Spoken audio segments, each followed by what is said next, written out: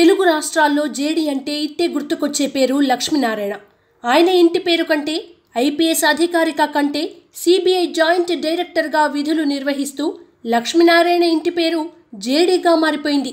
Maharashtra cadre IPS అధికారి అయిన వివి Lakshminarayana CBI joint డైరెక్టర్గా విధులు నిర్వహిస్తూ వైఎస్ఆర్ కాంగ్రెస్ పార్టీ అధ్యక్షుడు వైఎస్ జగన్మోహన్ రెడ్డి అక్రమాస్తుల కేసు అయితేనేమి, గాలి జనార్దన్ రెడ్డి ఓబుళాపురం అక్రమ మైనింగ్ అయితేనేమి, సత్యం రామలింగరాజు కుంభకోణం అయితేనేమి, ఇలా ప్రభుత్వం అప్పగించిన కేసులను విచారించి నిందితులను శ్రీకృష్ణ జన్మస్థానానికి పంపిన అధికారిగా తెలుగు రాష్ట్రాల్లోనే కాదు దేశవ్యాప్తంగా మంచి పేరు సంపాదించిన సంగతి అందరికీ తెలిసిందే. అయితే ప్రజాసేవ కోసం మరీ ముఖ్యంగా రైతులకు ఏదో చేయాలనే తలంపుతో మహారాష్ట్ర అదనపు డీజీపీగా విధులు నిర్వహిస్తూ కూడా ఆ పదవికి రాజీనామా చేసి స్వరాష్ట్రం ఆంధ్రప్రదేశ్కు వచ్చేశారు.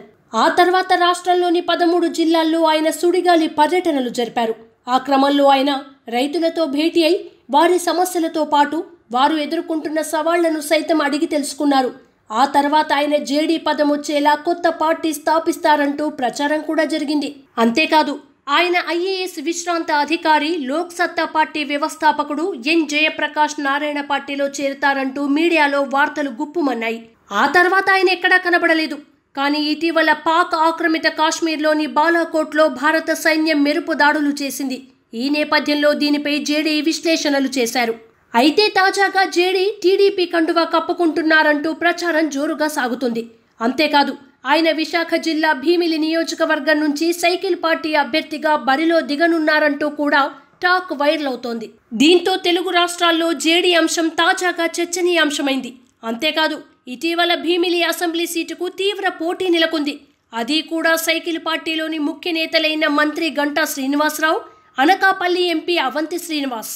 ఆ క్రమంలోనే అవంతి సైకిల్ పార్టీతో పాటు ఎంపీ సీటుకు రాజీనామా చేసి ఫ్యాన్ పార్టీలో చేరారు.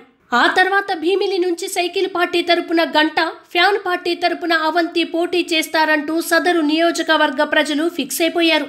అయితే భీమిలి నుంచి ఏపీ ఐటీ శాఖ మంత్రి నారా లోకేష్ రంగంలోకి దిగుతారంటూ ప్రచారం మొదలైంది.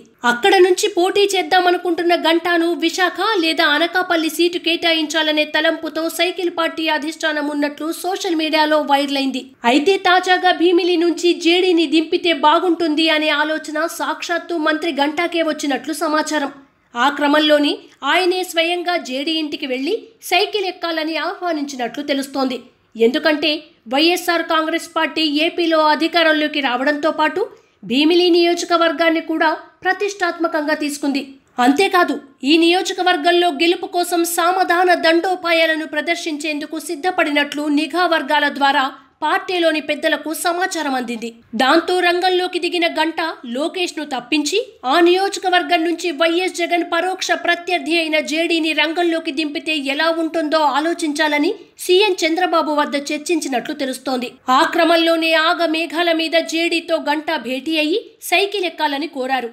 అందుకు జేడీ తనకు కొంత సమయం కావాలని, దీనిపై తన సహచరులతో చర్చించి నిర్ణయం తీసుకుంటానని గంటాతో జేడీ పేర్కొన్నారని ఆయనకు అత్యంత సన్నిహితులు చెబుతున్నారు.